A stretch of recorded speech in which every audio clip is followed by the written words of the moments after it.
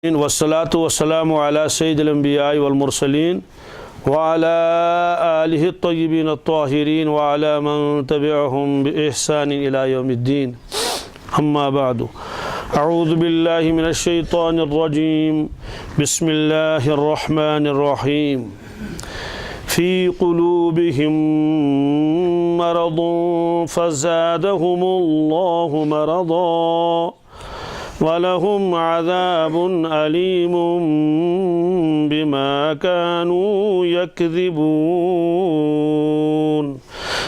सदक़ल्लाहुल मौलानाल अज़ीम। ये 10वीं आयत है सूरह बकरा की। इससे पहले ये आया कि जो मुनाफिकीन हैं वो अल्लाह तबारक ताला को और ईमान वालों को धोखा देते हैं। इसकी तफसील तो आई, अल्लाह ताला को तो कोई धोखा नहीं दे सकता। मुराद ये है कि अल्लाह के नबी सल्लल्लाहु अलैहि वसल्लम को और ईमान वालों को धोखा देते हैं, और इसलिए उस धोखे को अल्लाह ताला ने अपनी तरफ मंसूब किया, गोया कि ये अल्लाह ताला को क्या करते हैं, धोखा देते हैं। इसकी तफसील आ गई।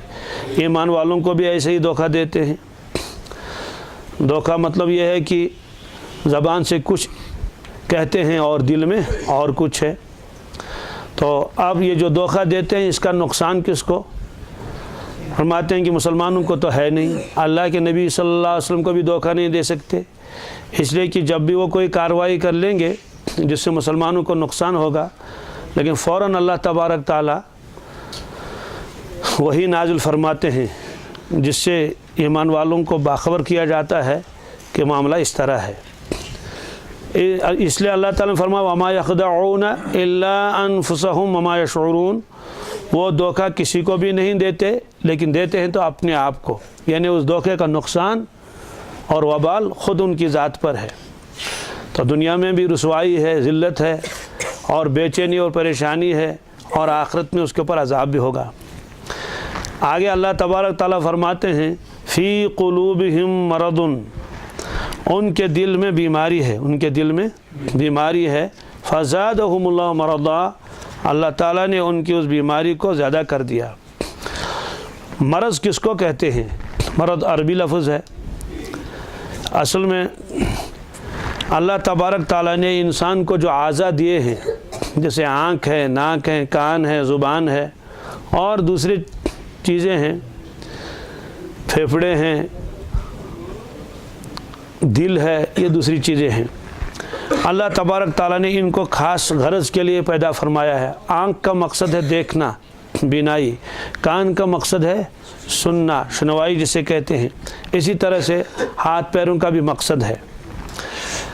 तो अगर जिस गरज़ के लिए अल्लाह ताला ने जिस उज़्व को बनाया है, अगर वो गरज़ हासिल न हो, उसमें कुछ ख़राबी लाजिम आ जाए, तो उसको आँख की बीमारी कहा जाता है। आँख का काम है देखना, अगर वो सही नहीं देखती है आँख, तो इसका मतलब है आँख में कुछ ख़राबी है। या तो बिल्कुल ही रोशनी नहीं है तो अंधा है, या रोशनी तो है लेकिन पूरी रोशनी नहीं है, तो इसका मतलब तो आँख की ख़राबी है। इसीलिए वो जो आदमी आँखों का टेस्ट कराता है और फिर जो है वो चश्मा लगाते हैं और क्या क्या करते हैं।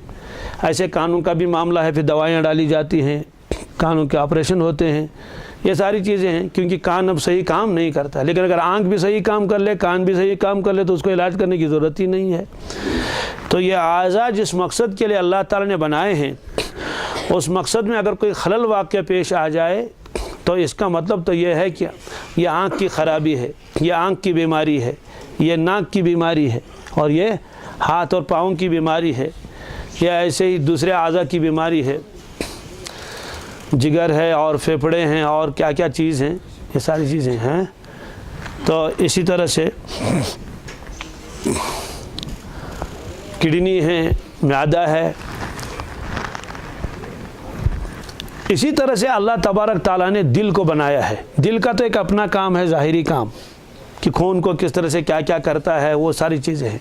लेकिन इसके अलावा अल्लाह ताला ने दिल को बनाया है अपनी मारिफत के लिए। किसके लिए? अपनी मोहब्बत के लिए।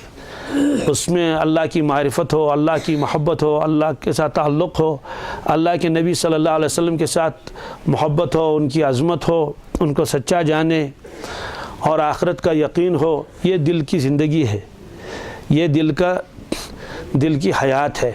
اگر اس حیات میں کچھ فرق آ جائے تو اس کا مطلب تو ہے کہ دل بیمار ہے۔ دل تو بیماریاں دو طرح کی ہوتی ہیں، ظاہری بیماری اور باطنی بیماری۔ کشمیری میں کہتے ہیں امیش اوش خراب، کیا چیز؟ حالانکہ ٹیسٹ اگر کرو تو ٹھیک، اس کا مطلب تو یہ ہے کہ یہ بدنگاہی کرتا ہے۔ کیا کرتا ہے؟ تو تاتش کیا اوش خراب، وہ خرابی سے کیا کون سی خرابی مراد ہے؟ ظاہری خرابی تو مراد ہے ہی نہیں، وہاں مراد ہے کہ باطنی خرابی کہ اس کی آنکھ صحیح نہیں ہے۔ اوش خراب، امیش آت خراب، کیا چیز؟ تو چور کو کیا کہتے ہیں؟ امیش آت خراب، امیک مانے کو کہ چیز تھاپ دیوان ہے نا، حالانکہ وہ کہے گا جناب میرا ہاتھ تو صحیح ہے، دیکھیے، اور بہت مضبوط بھی ہے۔ تو ایک تو ہاتھ کی خرابی یہ ہے کہ انگلیوں میں کچھ ہو گیا ہے، ہاتھ زخمی ہو گیا ہے، ہاتھ میں ریشہ ہے نا، تھارچس وطن اتس، یہ تو ہاتھ کی ظاہری خرابی ہے۔ لیکن اصل میں باطنی خرابی کیا ہے؟ اگر وہ چوری کرتا ہے۔ آنکھ کی ظاہری خرابی ہے کہ وہ صحیح دیکھتا نہیں ہے۔ سندر دراو سارنیا بوزن مثانو بوزن کہین دپن ناز میں لائٹی کم تو کیا بوز، یا دپس تلحظ یہ پڑھ دپن ناز میں گھس چشمہ آسن ادھ ہیکہ بہ پڑھت، آنکھ گھس میں آسن۔ یہ تو آنکھ کی ظاہری خرابی ہے، لیکن عرف عام میں بدنگاہی کو کہا جاتا ہے کہ امیش اوش خراب، امیش اوش خراب، امیش ات خراب، کہتے نہیں کہتے ہیں۔ تو اس طرح سے اللہ تعالیٰ فرماتے ہیں فی قلوبہم مرض، ان کے دل میں ایک بیماری ہے، ان کے دل میں ایک۔ تو یہ بیماری کیا ہے؟ اصل میں اللہ تبارک تعالیٰ نے بدن کو ایسا بنایا ہے، اس میں بہت ساری چیزیں رکھی ہیں، وہ اپنے اعتدال پر رہیں وہ چیزیں تو کہا جائے گا یہ صحت مند ہے۔ مثلا حکیموں کے یہاں 4 چیزیں ہیں انسان کے اندر جس سے آدمی کی صحت ٹھیک رہتی ہے۔ ایک ہے خون، ایک ہے بلغم، ایک ہے صفرا اور سودا۔ یہ حکیموں کے یہاں کتابوں میں لکھا ہے۔ ان میں اگر کبھی اعتدال میں فرق آ جائے تو آدمی بیمار ہو جاتا ہے۔ مثلا بلغم کا ہونا ضروری ہے، لیکن اگر زیادہ ہو جائے گا تو دماغ پر اثر پڑے گا، قوت حافظہ کمزور ہو جائے گا، اور اگر اس میں کمی آ جائے گی تو دماغ خشک ہو جائے گا۔ یہی خون کا حال ہے، خون کم ہو گیا تو فوراً کہتے ہیں کہ امس خون گمت کم، امس کیا برن، خون چس برن بھی۔ تو کسی چیز میں کمی آ جائے، زیادتی آ جائے تو یہ علامت ہے اب اس کی صحت نہیں رہی۔ اب دیکھیے آج بڑی پریشانی ہے، ایک وہ بلڈ پریشر ہے، کیا ہے یہ؟ کبھی اس کا دباؤ کبھی زیادہ ہو جاتا ہے، کبھی کم ہو جاتا ہے، تو دونوں تو بیماریاں ہیں، اس لیے یہ اعتدال پر رہنا چاہیے۔ تو ایسے اگر اعتدال سے جو چیز ہٹ جائے تو یہ مطلب یہ ہے کہ اب یہ آدمی ٹھیک نہ رہا، اب صحت خراب ہوگی اس کی۔ اب وہ کس درجے کی خراب ہو جائے گی؟ اب جس درجے کی بیماری ہوگی اس درجے کا یہ مانا جائے گا صحت خراب ہو گیا۔ تو اسی طرح سے دل کے اندر اللہ تبارک تعالیٰ نے یہ ساری چیزیں رکھی ہیں کہ دل پاک صاف ہونا چاہیے، اس میں حسد نہیں، کبر نہیں، غرور نہیں، ریا نہیں، یہ ساری چیزیں، اس لیے نفاق نہیں، کفر نہیں، یہ ساری چیز، شرک نہیں، اس کو قلب سلیم کہتے ہیں۔ کیا جی؟ یہ قرآن پاک میں بھی ہے۔ حضرت ابراہیم علیہ السلام کی دعا ہے قرآن پاک میں، یوم لا ینفع مال ولا بنون، یا اللہ اس دن جس دن نہ تو مال کام آئے نہ تو اولاد کام آئے، الا من اتى اللہ بقلب سلیم، مگر جو آپ کے پاس لے کر آئے پاکیزہ دل۔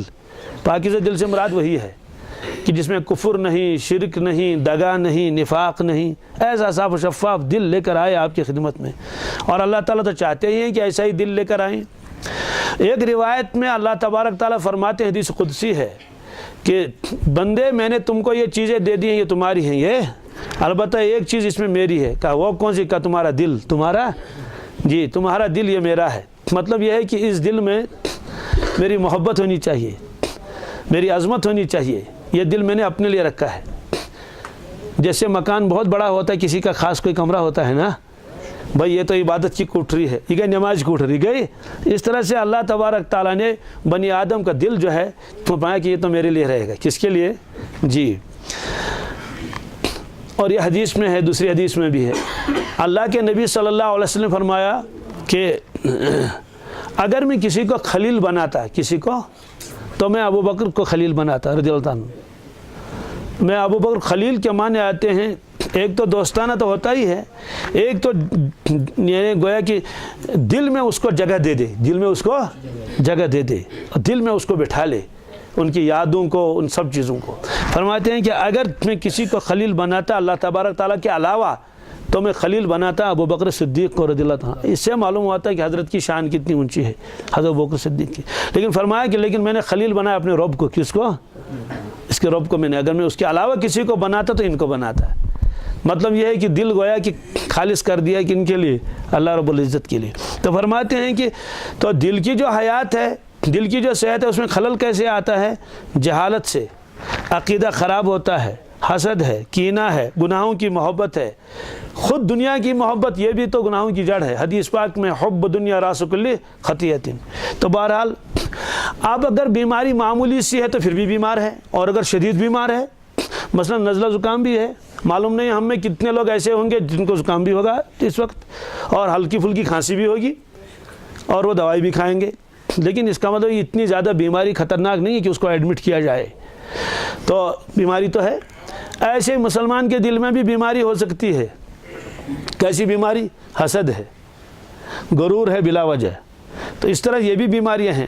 یہ بیماریاں بھی تو خطرناک ہیں، لیکن اللہ تعالیٰ بچائے۔ زکام کو تو کینسر نہیں کہیں گے، ہے نا؟ سر درد کو تو کوئی وہ نہیں کہے گا اس کو کینسر ہو گیا ہے اور کوئی بیماری ہوگی۔ تو کچھ بیماریاں ایسی ہیں جو آدمی کی جان لے لیتے ہیں، کچھ بیماریاں ایسی ہوتی ہیں کہ اس کی وجہ سے صحت میں خلل آتا ہے۔ اب آدمی اچھی طرح کام نہیں کر پاتا ہے، خود کہتا ہے کہ وہ چیز نہ ہیکن تیس کام کرت کہ کیا صحت رودم نے تیوت کہ، حالانکہ کام تو کر رہا ہے، معلوم ہے کہ جان لیوا بیماری نہیں ہے۔ تو کچھ بیماریاں ایسی ہوتی ہیں جو آدمی کی جان لے جاتی ہیں۔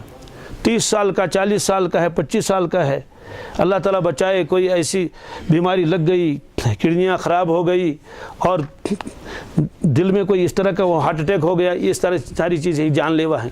تو فرماتے ہیں کہ بیماریوں میں جان لیوا بیماری کون ہے؟ جو زندگی ختم کر دے، کہتے ہیں وہ کفر ہے۔ کیا ہے؟ کفر و شرک کی وجہ سے آدمی ہلاکت کے گڑھے میں پڑ جاتا ہے، کبھی اب شفا یاب نہیں ہوگا۔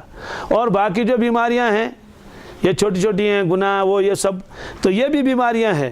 تو اس کی وجہ سے تو دائمی عذاب تو نہیں ہوگا، لیکن بہرحال صحت مند اس کو نہیں کہہ سکیں گے، عذاب تو اٹھانا ہی پڑے گا۔ تو اس طرح سے یہ فرمایا ہے کہ مسلمان جو ہونا چاہے یہ مکمل صحت مند ہونا چاہیے، بڑے گناہوں سے بھی بچے اور چھوٹے گناہوں سے بھی بچے۔ اس لیے اللہ تعالیٰ فرماتے ہیں فی قلوبہم مرض، ان کے دل میں تو بیماری ہے۔ ان کے دل میں تو وہ بیماری کون سی بیماری ہے؟ وہ بیماری وہی روحانی بیماری ہے، جس کو روحانی بیماریاں کہتے ہیں۔ کتابیں ہیں اس میں لکھا ہے روحانی بیماری، تو روحانی بیماریوں میں ان کو شمار کیا جاتا ہے۔ اور یہ قرآن پاک میں بھی ہے، اللہ رب العزت فرماتے ہیں وَذَرُوا ظَاهِرَ الْإِثْمِ وَبَاطِنَهُ، کہ لوگوں ظاہری گناہوں کو بھی چھوڑ دو اور باطنی گناہوں کو بھی چھوڑ دو۔ تو باطنی گناہ کیا ہیں؟ ظاہری گناہ تو سب کو معلوم ہے، شراب ہے، چوری ہے، جھوٹ ہے، یہ ظاہری۔ اور باطنی گناہ جس کا تعلق دل کے ساتھ ہے نا، حسد ہے، یہ باطنی گناہ ہے، کبر ہے، غرور ہے، عجب ہے، دنیا کی حب جاہ جس سے کہتے ہیں یہ ہے، یہ ساری چیزیں ہیں۔ تو اللہ تعالیٰ فرماتے ہیں یہ بھی چھوڑ دو اور وہ بھی چھوڑ دو۔ اسی وجہ سے باطنی ناپاکی کو بھی قرآن پاک نے بیان فرمایا یا ایھا الذین آمنوا انما المشرکون نجس فلا یقربوا المسجد الحرام بعد عامہم ھذا، اے ایمان والو مشرک تو ناپاک ہے، مسجد حرام کے قریب آنے مت دے دو اس کو۔ تو اگر وہ کہے گا جناب میں تو غسل کر کے آ جاؤں گا اور آپ سے زیادہ اچھے کپڑے پہن کے آؤں گا، ہم کہیں گے پھر بھی آپ کافر ہیں، وہ ناپاک ہیں۔ وہ کہ بھائی میں تو ناپاکی تو ہے ہی نہیں، میں تو نہا دھو کے آیا۔ اسے کہیں نہیں، یہاں مراد ہے باطنی ناپاکی، کہ تمہارے دل ناپاک ہے، یہ اللہ تعالیٰ فرماتے ہیں۔ اس لیے اللہ رب العزت فرماتے ہیں فی قلوبہم مرض، ان کے دلوں میں کیا ہے؟ مرض ہے اور بیماری ہے، ان کے دل بیمار ہو چکے ہیں۔ جس مقصد کے لیے اللہ نے دل بنایا تھا وہ مقصد حاصل نہیں ہے، یہ ہے۔ تو وہ بیماری کیا ہے؟ وہ یہ نفاق کی بیماری ہے۔ تو ان لوگوں کے دلوں میں نفاق بھی تھا۔ نفاق کا مطلب ہے کہ اندر سے تو کفر بھرا ہوا تھا اور ظاہر کرتے تھے ایمان، اور مسلمانوں کے ساتھ زبردست حسد اور ضد تھا۔ فزادہم اللہ مرضا، اللہ تبارک تعالیٰ نے ان کی اس بیماری کو اور بڑھا دیا۔ سوال یہ ہے کہ وہ بیماری کیسے بڑھ گئی؟ کہ حاسد جو ہے جب وہ دیکھتا ہے محسود کی طرف، محسود میں نے جس پر حسد کیا جائے کہ اس کو اور ترقی مل گئی، تو جتنی اس کو ترقی ملتی ہے اس کی حسد کی جو آگ جو ہے وہ اور بڑھتی جاتی ہے۔ تو گویا کہ یہ دن بدن ان کو اضافہ ہو جاتا ہے اس تکلیف میں۔ جیسے بیمار ہوتا ہے نا دپان ہے آج واریاہ پتھ گومت، آج واریاہ کمزور گومت. تو وہ دن بدن ان کے اس مرض میں اضافہ ہوتا رہتا تھا. مسلمانوں کی ترقی دیکھتے تھے تو اضافہ ہو جاتا تھا، اور قرآن پاک کی ہر آیت کا وہ انکار کرتے تھے، یہ بھی نہیں یہ بھی نہیں. تو قرآن پاک کی آیت کا انکار یہ مستقل بیماری ہے.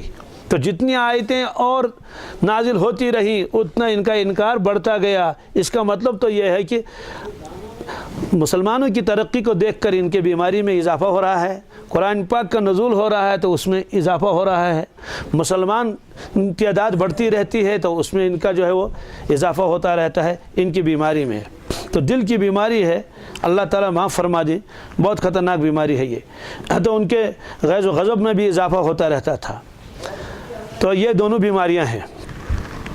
تو جو ایمان والا ہوگا اس کے دل میں تو ظاہر سی بات ہے کفر تو ہوگا نہیں، شرک تو ہوگا نہیں دل میں، اور نفاق بھی نہیں ہوگا اس طرح کا. لیکن یہ دوسری چیزیں ہوگی، حسد کینہ وغیرہ.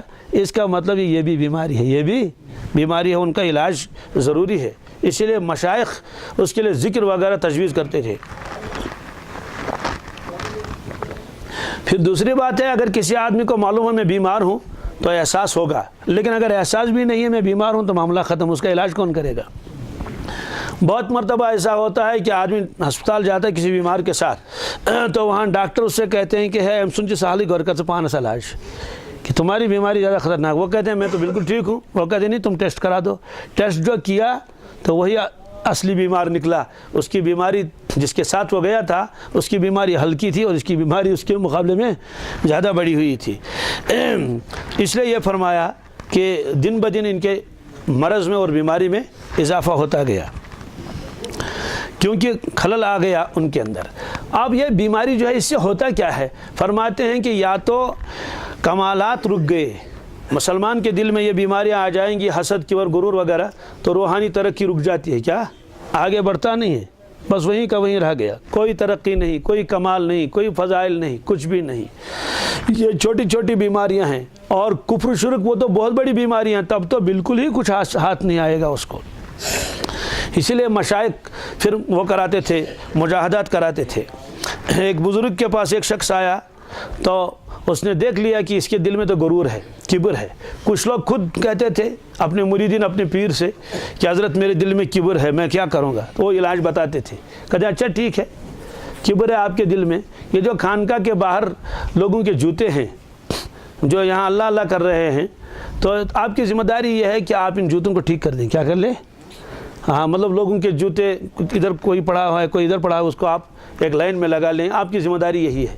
اور جو وہاں سے آ جائے گا جوتا نکال کے رکھ دیں، آپ اس کو اٹھا کے الماری پر رکھ دیں. یہ تمہاری وہ ہے، تمہارا علاج ہے. اب جب اور لوگ آتے تھے دیکھتے تھے، اس نے خدشاز پانے تھے مجھے کیا یہ بوٹن راشے تھی، تو اس کے دل پر کیا گزرتی ہوگی. تو مجاہدات کراتے تھے، اس کی وجہ سے اس کا غرور اور کبر نکل جاتا تھا، تو بیماریاں دور ہو گئی. اس طرح سے پہلے زمانے میں بھی وہ مجاہدات کراتے تھے. حضرت بابا داؤد خاکی رحمۃ اللہ کے بارے میں لکھا ہے، بہت مجاہدات کرائے اس کو حضرت نے.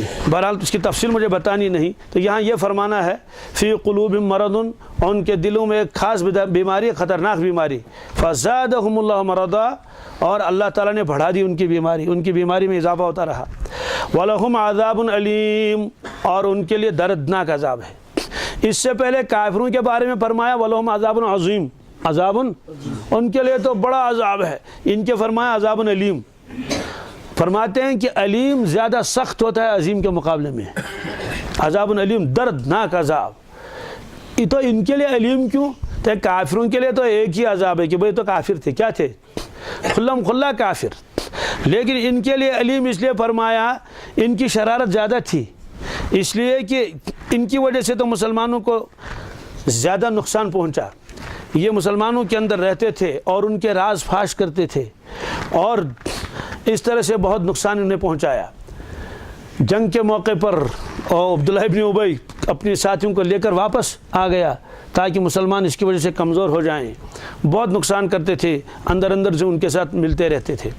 تو اس وجہ سے فرمایا کہ ان کو زیادہ عذاب ہوگا. اور یہ جو فرمایا ان کے دلوں میں بیماری ہے، تو ظاہری بیماری بھی ہو سکتی ہے. کیسے؟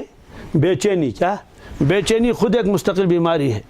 بہت لوگ آپ کو بھی جانتے ہوں گے, بہت سارے لوگ کہتے ہیں خدا جو سوری سوز مگر دلو قرار کیا سن کے, کیا زبردست پریشانی ہے, کمیش پریشانی ہے, فکرے نہ سنتا رہن. تو معلوم یہ ہوا کہ پریشانی مستقل ایک بیماری ہے. تو کافرین منافقین کے دل میں ایک پریشانی یہ بھی تھی, یہ اسلام دن بدن پھولتا پھلتا کیوں ہے. تو یہ ایک مستقل بے قراری ان کے دل میں تھی. تو باطنی بیماری بھی تھی اور یہ بے چینی یہ ایک ظاہری بیماری بھی ہے. تو اس طرح سے فرمایا ان کے لیے دردناک عذاب ہے. اب دردناک عذاب کی تو تفصیل قرآن پاک میں بھی ہے اور احادیث میں بھی ہے. قرآن پاک میں بھی ان کے اوپر جو ہے کھولتا ہوا پانی ڈال دیا جائے گا, جس کی وجہ سے ساری کھال نیچے آ جائے گی. فقط معاہم قرآن پاک میں ہے, اتنا کھولتا ہوا گرم پانی ہوگا یہ آنتیں بھی کٹ کے نیچے گر جائیں گی. کہیں تو فرمایا سرابیلہم من قطران, کہ جہنم میں دوزخیوں کو وہ کپڑے پہنائے جائیں گے تارکول کے. کس کے؟ تارکول کے کپڑے پہنائے جائیں گے. تو تارکول تو خود ہی فوراً آگ قبول کر لیتا ہے, یوں کر لیتا ہے. اور ایک روایت میں فرمایا کہ 70,000 مرتبہ دوزخی ایک دن میں جلے گا تو پھر ٹھیک ہو جائے گا, جلے گا پھر ٹھیک ہو جائے گا, یعنی جل کے. اور یہ قرآن پاک میں بھی ہے, کلما نضجت جلودہم بدلناہم جلودا غیرہا لیذوقوا العذاب. کھال جل جائے گی, اس کے بعد تو اب عذاب ہوگا نہیں, فوراً اللہ تعالیٰ دوسری کھال چڑھا دیں گے, کھال کے اوپر کھال. یہ جلی اور وہ نئی کھال تیار ہو گئی, یہ جلی نئی کھال تیار ہو گئی. اس طرح سے عذاب علیم ہے ان کے لیے. یہ فرمایا بما کانوا یکذبون, اس کی وجہ کیا ہے ان کے لیے عذاب علیم کیوں ہے؟ فرماتے اس وجہ سے یہ جھوٹ بولتے تھے. کیا معلوم ہوا کہ جھوٹے کو بڑا عذاب ہوگا. تو ایک روایت میں فرمایا گیا اللہ کے نبی صلی اللہ علیہ وسلم, کیا ایمان والا کمزور دل ہو سکتا ہے, بزدل ہو سکتا ہے؟ فرمایا ہو سکتا ہے. فرمایا حضرت بخیل بھی ہو سکتا ہے؟ آپ نے فرمایا ہاں بخیل بھی ہو سکتا ہے. حضرت جھوٹا ہو سکتا ہے؟ آپ نے فرمایا جھوٹا نہیں ہو سکتا, کہ ایمان والا جھوٹا نہیں ہو سکتا. تو یہ فرمایا. تو یہ لوگ جھوٹ بولتے تھے, اس لیے جھوٹ کے وجہ سے ان کے اوپر اور زیادہ عذاب ہو گئے. جھوٹ کیا بولتے تھے؟ دل میں کفر ہوتا تھا, زبان سے اسلام کا کلمہ پڑھتے تھے, مسلمانوں سے کہتے تھے ہم تمہارے ساتھ ہیں. تو اس وجہ سے ان کو زبردست عذاب ہوگا. جھوٹ تو ویسے ہی خطرناک چیز ہے. حدیث پاک میں جو آدمی جھوٹ بولتا ہے, چاہے مسلمان ہی کیوں نہ ہو, جھوٹ بولے گا تو اتنی بدبو اس کے منہ سے نکلتی ہے کہ رحمت کا فرشتہ 1 میل اس سے دور بھاگ جاتا ہے, قریب نہیں آتا. یہ فرمایا. تو یکذبون, ایک قرات میں یکذبون ہے. کیا یکذبون ہے؟ لیکن امام عاصم علیہ الرحمہ کی قرات زیادہ مشہور ہے, پورے عالم میں پڑھی جاتی ہے. تو یکذبون ہے, وہ جھوٹ بولتے تھے. اور یکذبون اگر پڑھیں گے اس کا مطلب ہے کہ وہ جھٹلاتے تھے. کیا جی, اللہ کے نبی صلی اللہ علیہ وسلم کو جھٹلاتے تھے. کہاں جھٹلاتے تھے؟ سامنے تو نہیں جھٹلاتے تھے, جب اپنے شیطانوں کے پاس, سرداروں کے پاس جاتے تھے تو وہاں جھٹلاتے تھے, صاف انکار کرتے تھے نبی کریم صلی اللہ علیہ وسلم کی رسالت کا. تو یہ ہے. تو تب یہ تکذیب سے نکلے گا. کذب یکذب تکذیباً, باب بدل جائے گا. تو کذب کس سے کہتے ہیں؟ خلاف کسی چیز کے متعلق خلاف واقع خبر دینا. یہ جو چیز ہے اس کے خلاف خبر دینا, یہ کذب کہلاتا ہے. تو بہرحال یکذبون اور یکذبون دونوں پڑھ سکتے ہیں. اور کذب یکذب تکذیب, اس کے معنی ایک تردد بھی ہے, کیونکہ منافق اپنے حال میں پریشان رہتا ہے, متردد رہتا ہے, اس لیے اس اعتبار سے بھی اس کو یکذبون فرمایا. اور یہ اہل عرب اس وقت بولتے ہیں جب کوئی وحشی جانور بھاگتا ہے پھر مڑ کے دیکھتا ہے, پھر بھاگ جاتا ہے, مڑ کے دیکھتا ہے کہ پتہ نہیں شکاری میرے پیچھے ہے یا نہیں, تو اس وقت وہ کہتے ہیں کذب الوحشی. کیا کذب الوحشی کے معنی آتے ہیں یہ پریشان ہے, یہ جنگلی جانور حیران ہے. تو اس طرح سے دور تھوڑا جا کے پھر مڑ کے دیکھتا ہے. تو یہ منافق بھی ایسا ہی ہے. کیا کرتا ہے؟ یہ بیچارہ متردد رہتا ہے, تردد اس کو ہمیشہ رہتا ہے, بے قراری دل میں رہتی ہے. اس لیے یکذبون بھی پڑھ سکتے ہیں اور یکذبون بھی پڑھ سکتے ہیں. وَإِذَا قِيلَ لَهُمْ لَا تُفْسِدُوا فِي الْأَرْضِ, اور جب ان سے کہا جاتا ہے کہ زمین میں فساد مت مچاؤ, قَالُوا إِنَّمَا نَحْنُ مُصْلِحُونَ, وہ کہتے ہیں کہ بھائی ہم تو اصلاح کرنے والے, ہم تو اصلاح کرنے والے. جی, جب ان سے کہا جاتا ہے لا تفسدوا فی الارض, زمین میں بگاڑ مت پھیلاؤ, تو کہتے ہیں یہ منافقین ہم تو اصلاح کرنے والے ہیں, ہم کہاں بگاڑ پھیلاتے ہیں. اب اس کا کیا مطلب ہے کہ وہ کہتے ہیں ہم اصلاح کرنے والے, ہم کہاں بگاڑتے ہیں معاملوں کو. اور اللہ تعالیٰ فرماتے ہیں جب ان سے کہا جاتا ہے کہ فساد مت پھیلاؤ, تو اللہ تعالیٰ نے کس چیز کو فساد فرمایا, اس کی تشریح انشاءاللہ آگے آئے گی.